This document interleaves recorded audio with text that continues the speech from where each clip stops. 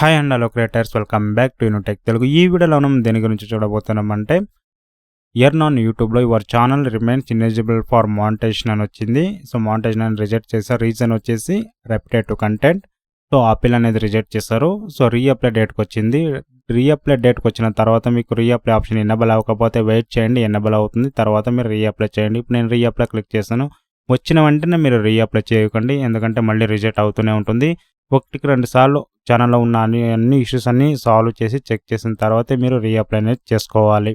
ఇప్పుడు నేను ఛానల్లో ఉన్న రెప్యుటేటివ్ కంటెంట్ ఇష్యూలు అన్నీ క్లియర్గా చెక్ చేసి సాల్వ్ చేసి include reissued content, other issues, harmful content ఎటువంటి ఇష్యూ ఏదైనా ఉంటే ముందుగానే కనిపెట్టి సాల్వ్ అనేది చేశాను.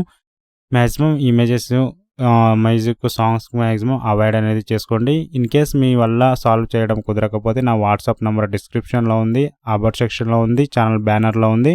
అందులో మీరు మెసేజ్ చేయొచ్చు వాట్సాప్లో. ఆఫ్టర్ 24 అవర్స్ అయిన తర్వాత చెక్ చేసి చూద్దాం. రివ్యూలో ఉంది. ఇప్పుడు చూడండి, మనకు మానిటైజేషన్ అనేది ఎనేబుల్ అయింది.